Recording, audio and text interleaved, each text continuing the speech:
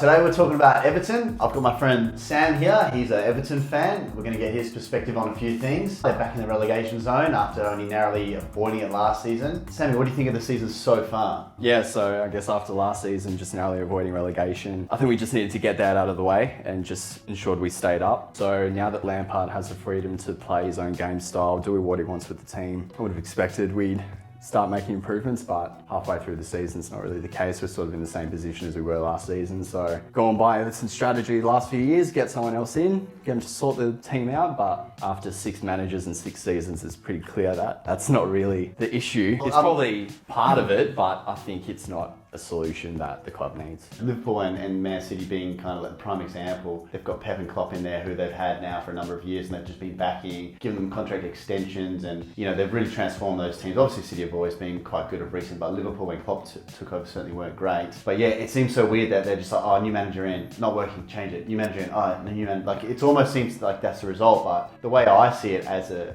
fan of another club. There's another issue it seems with the players. They're spending so much money on what seems to be quite average players. They're overpaying and they're not working out. Even some of the players that, there that are decent, they're okay. You've got Alex Iwobi and even Pickford. Richarlison I felt like was your best player for so long. And when you managed to sell him to Spurs for 50 million, I'm thinking, oh great, like what a sale, made some money there. But then you see, oh no, you actually spent 50 million for him from Watford all those years ago. So yeah, is it the manager? Is it the players? The fact that we've been in the same spot for the last 6-7 seasons, it's hard to put your finger on it. And I think the worry is now that internally, it doesn't seem like they know what the issue is. Talk about the top teams where they've got consistent managers who were there for years and years. The issue with us is where we don't have the table position to be keeping managers there. We're in the relegation zone at the moment, so a bit of desperation kicks in. That's probably why they just go and replace the manager straight up. It seems like the easiest solution at the time. Yeah, and you always go straight to the manager. You always point the finger at the manager first.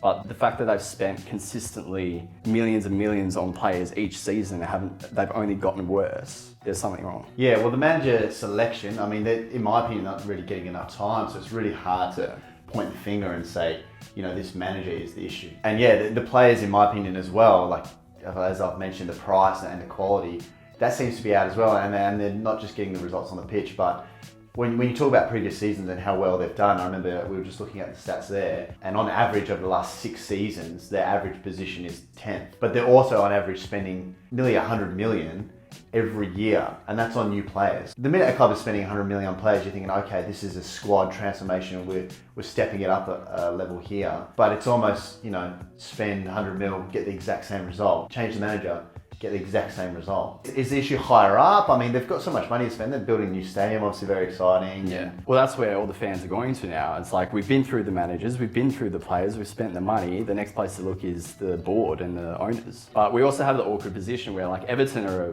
biggish club, but they're not a top club, so they're not attracting top players. They just seem to have a pattern of signing like potentially good players from lower clubs, but as soon as they come to fruition and they become decent players, they get snapped up by the top teams. And then we're spending big money on reject players from the top teams as well and getting them in, and they end up just being, I guess, average players, which is what our squad is filled with. Yeah, it just seems like there's something wrong, and year after year, they spend so much money and they make all these changes, but you get the same results. So what is it like as a fan? Is there a bit of optimism? Do you see new players come in, you think, okay, here's the moment, we've just signed Dwight McNeil, we're going to be winning some games finally? Yeah, I mean, being from Australia, I only started watching Premier League probably 2012. Yeah. So I've only been a supporter for 10 years, but 10 years I've learned you can't get your hopes up. But for a club like Everton, like, I don't know. Yeah, I mean, obviously not every Premier League club can compete at the top, but a club's success is based on expectations. So for Everton, you'd say a club of our size and the money that we've spent, we should at least be competing for Europa League, like getting those 5th, 6th, 7th Well, positions. Financially, they're competing with all the top clubs in the Premier League. I mean, that's probably bare minimum. But the fact that we're currently in the relegation zone, it's just... But I guess for me, like the biggest thing that happens with clubs in the Premier League, there is such a big difference from the top to the bottom. There's a lot of big teams there who have the luxury of spending a lot of money. You see the likes of Newcastle, new owners come in and they do spend the money. They didn't go too crazy. Yeah. But they've pumped money in and they've seen a jump in there. Yeah. So they've bought Premier League proven players, already seen the benefits of what money can bring to football and increase the quality on the pitch, get those results already this season. they're doing much better. They're, top four. And yet Everton, who have been doing the same thing as in buying these players, not got anywhere near the same results. Yeah. So what's your prediction for the rest of the season then? Oh, look, it is tight at the bottom, so I imagine we wouldn't get put in the same position we did last season. Like, surely it's not going to happen again. So there is a bit of optimism there. Oh, there definitely is. Like, we can't get any lower than where we are. Are you expecting to sign anyone this transfer window? Hopefully, but... Is that what you need? New players? Well, every season we're making signings and we're filling up positions. Like, the amount of managers we've had, they've all made, you'd say, all right signings. Overpaying for sure, but we had defensive issues. We replaced our defenders. We've got Tarkowski, Cody in, Mikolenko, Patterson. They're doing all right, and we've got a decent defensive record. Probably the first third of the season we had, I think, the best defensive record in Premier League, but now it's getting a few bad results and that's dropped. But again, we've signed central midfielders, we've signed wingers. For me, I think the obvious thing is over the course of 6 seasons, we've had an issue with scoring. And we have decent wingers like Gray, Anthony Gordon. They're decent players and they definitely provide a bit of spark up front. But you'd notice our table position has dropped since Lukaku left. And the only striker we've had pretty much since him is Calvert-Lewin. Like, I think if you look at Lukaku's record at Everton, he scored 70 goals in 130 games, something like that. Decent. Calvert-Lewin's, you're looking at about 60 goals in 200 games. And there's a bit of context around that as well, because Calvert-Lewin is just a bit of a tapping merchant. And he's got the height, so he scores headed goals, but he can't finish. He doesn't score goals off his own work. Like, whereas Lukaku, he could dribble, he had the pace. He was a decent player for Everton. Obviously, he went to United and was fairly average, but for Everton, he was like consistently scoring goals. He was our go-to player. So Lukaku would just have a bit of X factor and actually score goals for us. Because if you're Everton shouldn't be a bottom team, but if you're a bottom team, you do need a decent striker that will get you goals. Calvert-Lewin won't do that. He needs a good team around him to feed him good balls and stuff like that. So I think we've managed to cover every position over the last 6 seasons except for a decent striker. How about you bring in Mope recently? Another reject. Don't get me wrong, Calvert-Lewin's definitely improved over the seasons. Like, he definitely holds the ball up well, he's got strength, he's got a bit of pace to him as well. His finishing has improved, but again, he's not, like, you compare him with Lukaku, the form that Lukaku was in, that's why United snapped him up. Like, obviously, they didn't get as much out of him, but for a club like Everton, is that mid-tier club, he was doing a lot for us. And obviously before Lukaku, where you had Timmy Cahill was obviously smashing the goals, so. Your wish list, you would be bringing in a striker or something. I think that's what's missing. Like, we've got a good keeper. Our backline's definitely improved. I mean, it's nothing compared to the top clubs, but it's definitely improved. And then we've got Onana in. He looks like he's got a lot of potential, but I wouldn't be surprised if someone snaps him up, because that's what tends to happen. All the good players get taken. Gray, I think, is probably, in my opinion, our best player. He can dribble. He provides goals when we need it. We've definitely scrapped some results off the back of his work. Him and Anthony Gordon, definitely good on the wings. But yeah, we just can't attract quality. And I think, going back to the managers, I think Benitez, being as controversial as it was bringing him in, looking back is probably the worst signing.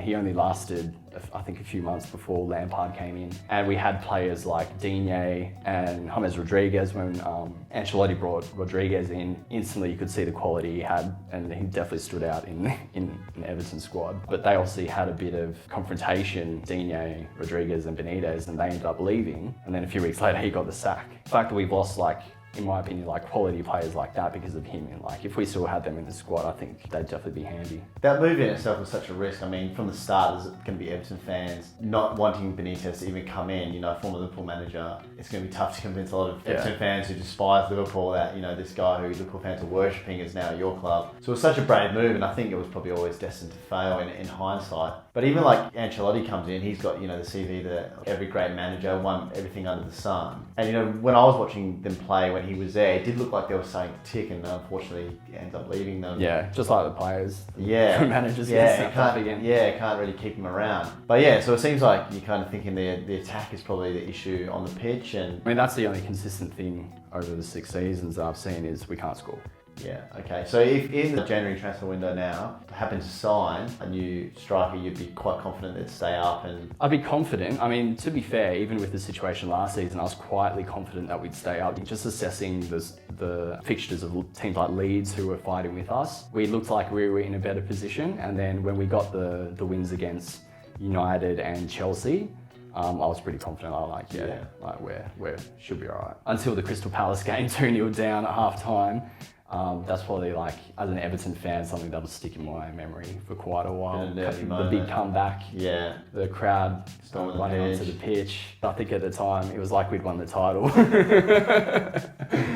And the Everton supporter, it almost felt that way. Like, For them to be kind of celebrating that big, it's kind of like, oh wow, like is this where Everton are now? Because in my mind, I'm definitely putting them up. Like they should be pushing for top 6 every season. That should be Everton's role. Maybe getting Europa League, maybe a Champions League as well. But you know, they're kind of now in the midst of all these other teams that are like fighting to stay up, not even top half of the table. every season we just seem to start off well, and then the scorelines just get worse and worse. Again, we have good performances against the top clubs. It seems like we get up for the big games, and then we'd be at home against teams like Southampton or Bournemouth, and they just pump us, and it just doesn't really seem to make any sense. Our squad right now, in my opinion, is probably better than what it has been in previous seasons, and I think we've got players there to be at least in the top 10.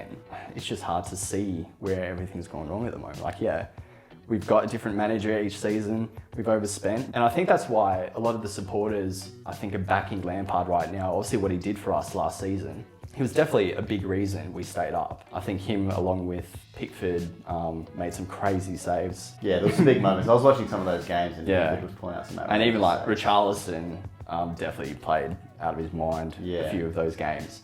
But then again, a player like Richarlison, who's obviously gone to Tottenham now and is like a really good player, played for Brazil recently and had some crazy goals. He was our best player, and he was in our squad, but we still were fighting for relegation. Well, I So, guess maybe you could argue he was the only one of decent quality. Yeah. I mean, he definitely stood out. Yeah, like he's not really got much Yeah. to work with in terms of like teammates. But it's like now we've spent the money, we've changed managers. What's next? Yeah, So, you tried everything. Yeah. So I don't know if the board needs to change. It's hard to put your finger on what the solution is, and that's where I think internally they're probably not knowing what the solution is. Yeah, so that basically sums up our chat today about Everton. Sammy's been watching them week to week for a long time, as he mentioned, and he will continue to watch them this season. Let us know your thoughts. Currently, right now, they're in the relegation zone, so it'll be interesting to see kind of where they finish up. And if there's any Everton fans watching, we'd love to get your thoughts on the things we've obviously discussed and what you might think Everton needs to really get itself back up higher up the table and start challenging for those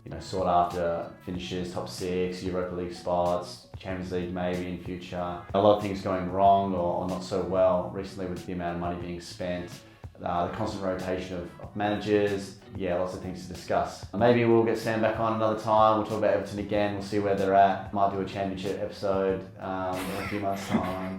But yeah, hit the subscribe button if you haven't already. Click the notification bell so you know when we're uploading. Like the video and chuck all your comments down below so we'll give them a read later as well. That's all from me. This has been Sam. Thanks for watching, guys. See you in the next one.